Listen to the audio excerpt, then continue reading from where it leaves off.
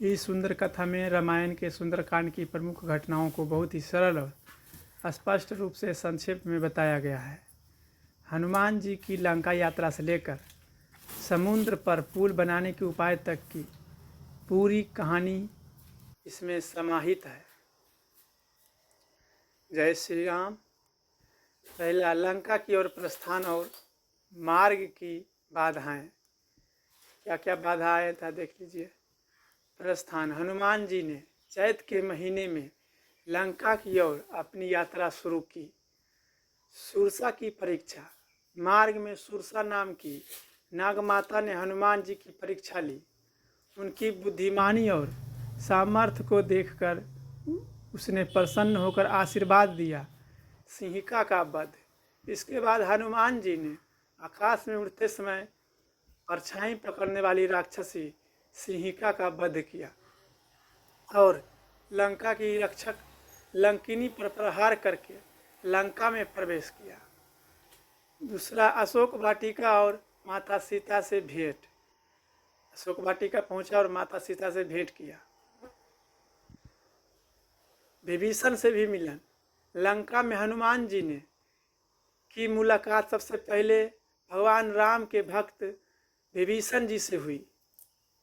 सीता जी को सांत्वना, जब हनुमान जी अशोक वाटिका पहुँचे तब रावण माता सीता को डरा धमका रहा था। रावण के जाने के बाद त्रिजटा नाम की राक्षसी ने माता सीता को सांत्वना दी। मुद्रिका सौंपना, एकांत मिलते ही हनुमान जी माता सीता के सामने आए, उनसे भेंट की और उन्हें श्री राम की दी हुई अंगूठी मुद्रिका सौंपी। तीसरा, लंका धन और पराक्रम।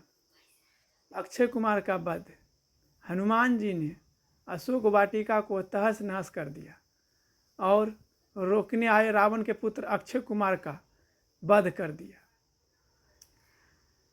रावण की सभा में मेघनाथ ने हनुमान जी को नागपाश में बांधकर रावण की सभा में पेश किया।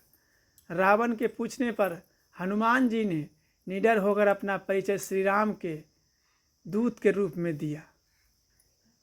लंका दहन, क्रोध में आकर रावण ने हनुमान जी की पूंछ में तेल से भींगा कपड़ा बांधकर आग लगा दी।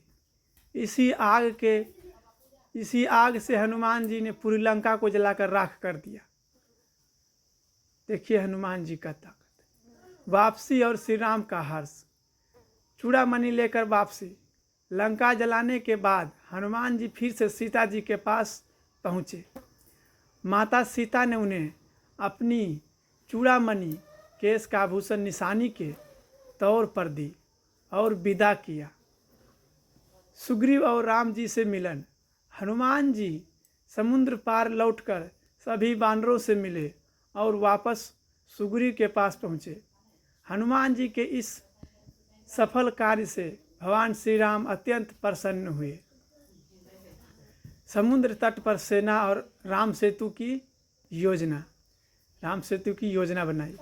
विभीषण का आगमन। श्री राम वानर सेना के साथ समुद्र तट पर पहुँचे। उधर लंका में विभीषण ने रावण को श्री राम से बैर न करने की सलाह दी, जिससे नाराज होकर रावण ने विभीषण को अपमानित कर लंका से निकाल दिया। विभीषण श्री राम की शरण में आ गए और प्रभु ने उन्हें पहले ही लंका का राजा घोषित कर दिया।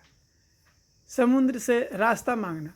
श्री राम ने समुद्र से रास्ता देने के लिए प्रार्थना की। जब समुद्र ने प्रार्थना नहीं मानी तो श्री राम क्रोधित हो गए।